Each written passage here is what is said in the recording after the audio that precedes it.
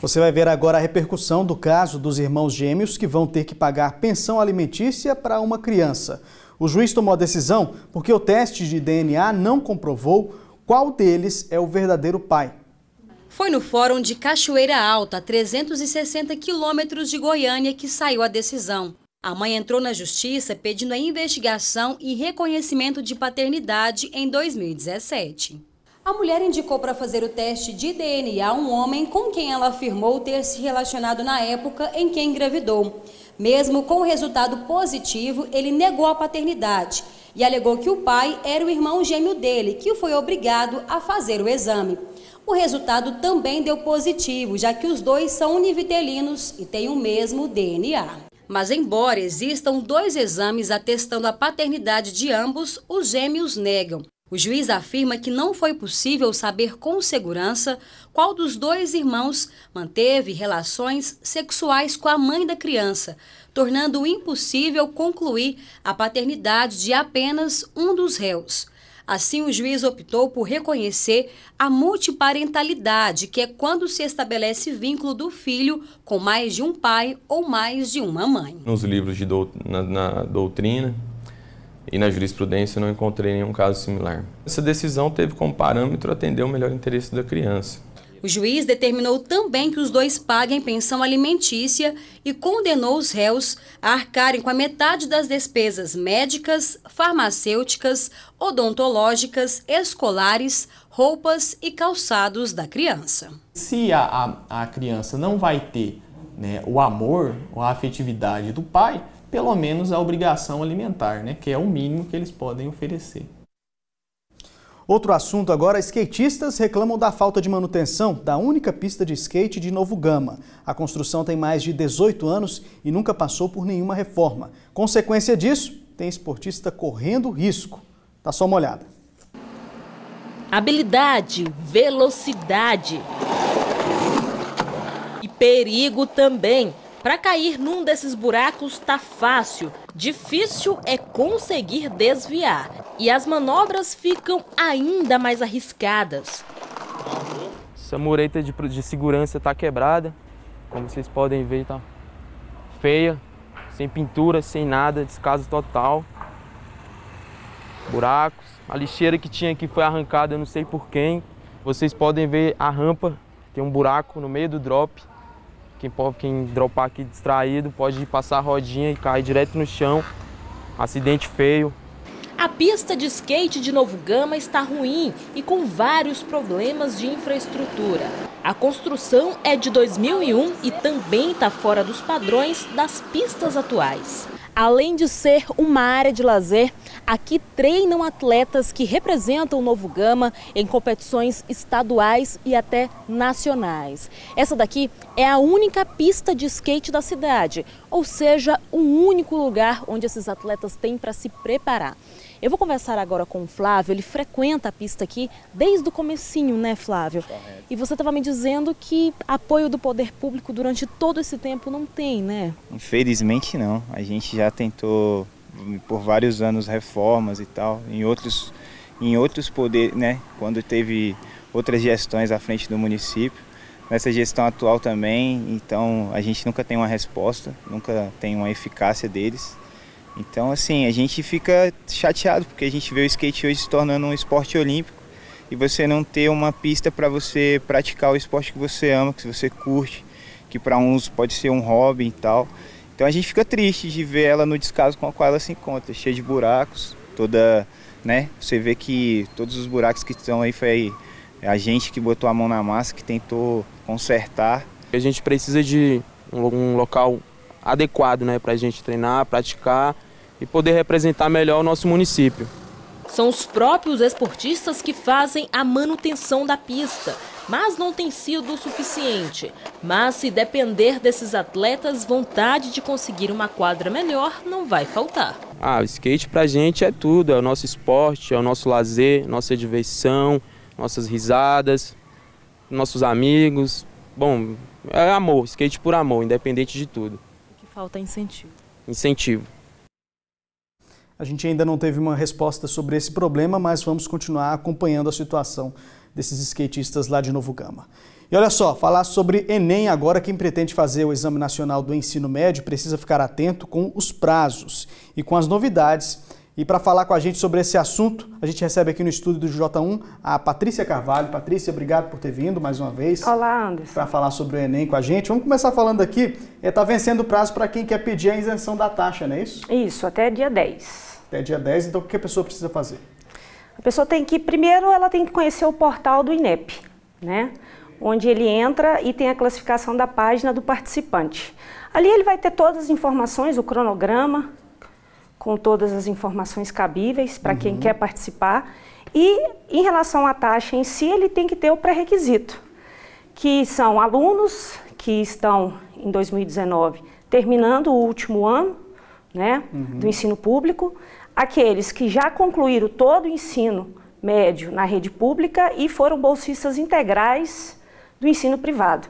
E aqueles que se classificam também como de família de baixa renda. A pessoa precisa ficar atenta, então, aqui, em relação ao prazo, né? Sim. Falar sobre agora as novidades desse ano. Tem uma novidade interessante que é em relação à foto, não é isso? A questão da foto, né, é uma das novidades, mas assim, ela até então não é obrigatória. Né? Na inscrição a gente não tinha a foto e agora tem essa opção de ter a foto. Você acredita que nos próximos exames aí essa obrigatoriedade vai acontecer? Está tendo mudança, né? É bem provável. Tá certo. A diferença é que agora na ficha a pessoa vai ter que colocar a foto. Não é obrigatório ainda, mas se quiser pode colocar essa foto. Eu acho que é uma tentativa, né? Vai ter um segundo momento que isso vai voltar a acontecer. E tem mudança também na hora de fazer a prova, né? Nós temos aí algumas mudanças super importantes que o aluno tem que ficar, o candidato, melhor dizendo, tem que ficar atento, né? A questão do lanche agora, uma embalagem totalmente diferente, transparente, né? A questão do aparelho eletrônico, se ele tocar, mesmo lacrado no saquinho, que é entregue, né, ao candidato, ele é desclassificado. E uma super novidade, que é uma das coisas mais interessantes e relevantes, que é a questão do rascunho, né? Que agora nós temos o rascunho específico para a parte de exatas e também para a redação, fixado na prova. Tá certo. Patrícia, antes de encerrar, então, vamos passar aquelas dicas que todo mundo gosta em relação ao Enem, o que o aluno precisa ficar atento? Primeiro, quem conseguir o benefício da isenção tem que entender uma coisa, ele não está inscrito, né, na prova. As inscrições elas começam dia 6 e vão até 17 de maio. Então isso é uma dica legal. Uma outra dica interessante é você sempre estar antenado, né, em relação à questão do cronograma, o próprio site do INEP que informa tudo, os aplicativos hoje que a gente tem que facilita o estudo daqueles candidatos interessados, né, revisões de provas de edições anteriores, simulados que estão disponibilizados gratuitamente para todos, né? E ter uma rotina e um cronograma de estudo. Ótimo. Patrícia, muito obrigado pela participação. Ótima tarde para você. Obrigada, querido. Uma pausa rápida para o intervalo comercial.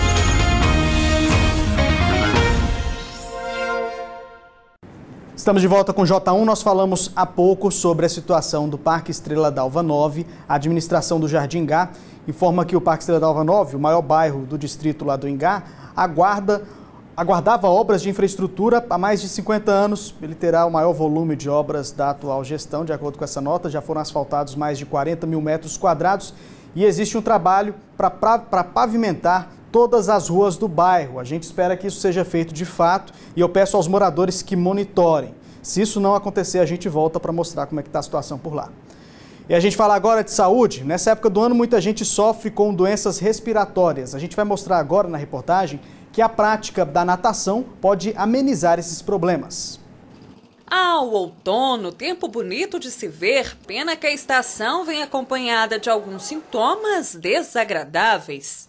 Eu sempre tenho algumas gripes, algumas sinusites nessa época e algumas crises alérgicas também.